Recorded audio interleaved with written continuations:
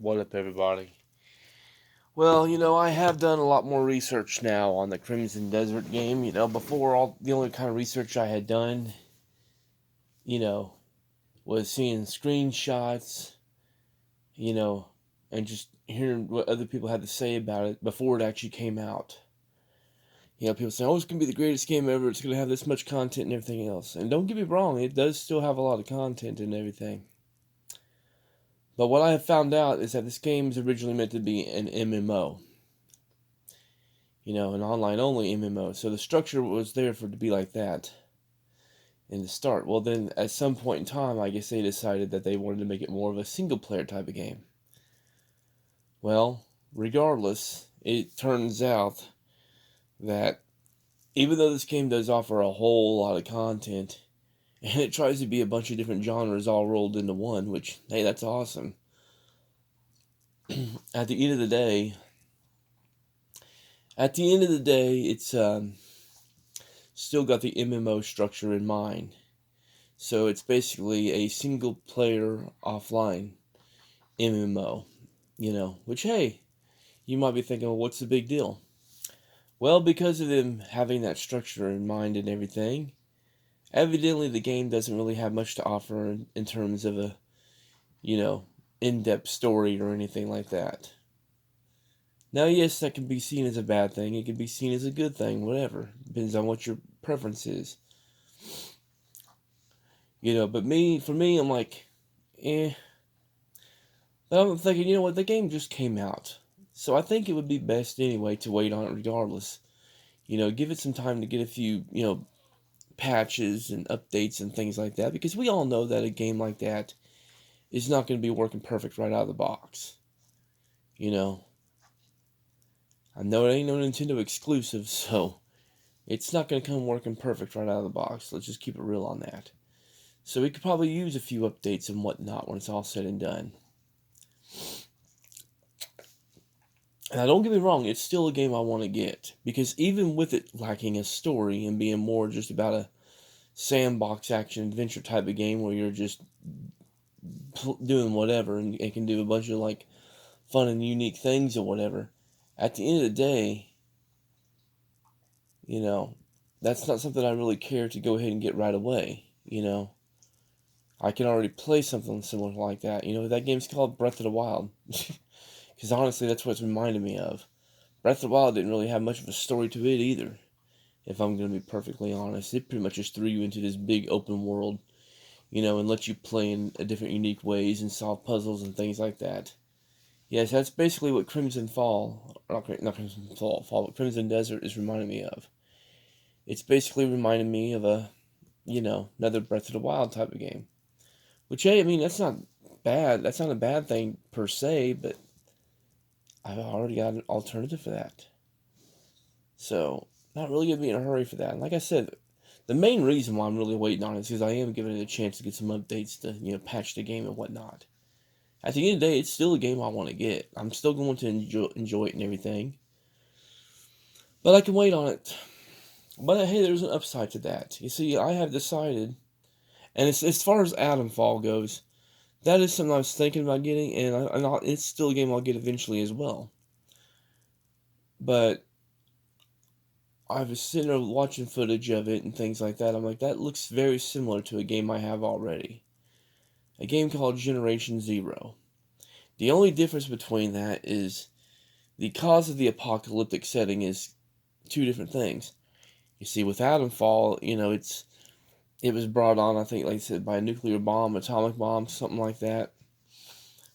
Yeah, I think it might be called an atomic bomb. While with Generation Zero, the apocalypse was brought on to a bunch of robots. Robots taking over, basically a Terminator type of, setting. So, yeah. And I'd be honest, I don't really play much of the Generation Zero game either. I mean, I like it, but it's not something I really play very much of, so, yeah. Then I heard that then I did some more research on Expedition 33, and from what I've been able to gather, it looks like it's aimed more for the Xenoblade, Chronicles crowd, which, hey, Xenoblade Chronicles is a good game. Don't get me wrong. But at the end of the day, I really don't care for that combat system. Now, is it a game I still want to get eventually? Yes, of course it is. Same thing with Atomfall, same thing with Crimson Desert. So, yeah.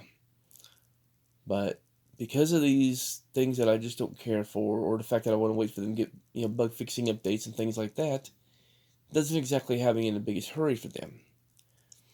And then with the Elder Scrolls Oblivion remaster, when I found out that the only thing that really makes that different from the Xbox 360 or PlayStation 3 copy is basically the graphics and some extra content, I'm like, meh. That's all I can say is meh. Yeah, it may run better, it may look better, but at the end of the day, it's still the same game. And it may offer some extra content, but at the end of the day, it's still the same game. It still has all the same glitches. That's already been confirmed. Like 100% confirmed. And you can't even use mod support on it like what you can with the Skyrim remaster or whatever. So yeah, so it's like, man, what's the point? I mean, I still want to get that game too eventually, but kind of has me where I'm at the point to wait a while on it as well. So when it's all said and done, and this is just a safe bet for me, as much criticism as I gave it and everything, and I still stand by my criticisms, don't get me wrong, I'm just going to go ahead and and make the safe choice and get WWE 2K26. I know I'm a hypocrite, this, that, and third, whatever, but at the end of the day, I know I'll get my money's worth out of it. I could play WWE for hours and never get bored. Heck, I've been doing the same thing with 2K25 on the Switch too, because I just went ahead and bought the digital code of it. Well, back, well, I guess I bought it from Walmart for $15. It came in the case and everything, but it was just a digital code inside the box. So, yeah. I'm like, $15, whatever. That gets me my wrestling game on the go. They're done. And I'll just go back to getting all the others on, the home console with the Xbox Series X or whatever. So, yeah. But I have decided to just go ahead and get, that. Because I know I'll enjoy the story. And like I said, WWE is something I can play all the time, never get bored with. So, yeah. Even if it is slaughtered by the corporate greed, at the end of the day, everything else is good about the game. The only flaw I can think of when it comes to, the WWE 2K26 or just the WWE games in general is the corporate greed. If that's the only flaw, then it's whatever. Because I don't have to support that greed. I don't. And I won't. So, yeah. Yeah, I still stand by that. Also, I can still get the game without purchasing the DLC or anything. So, yeah. But hey, there's an upside for it. And yes, granted, my gameplay footage may be low quality and ghetto as all hell.